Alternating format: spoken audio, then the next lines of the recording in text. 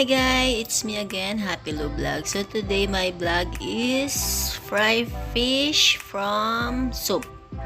So request ito ng aking boss.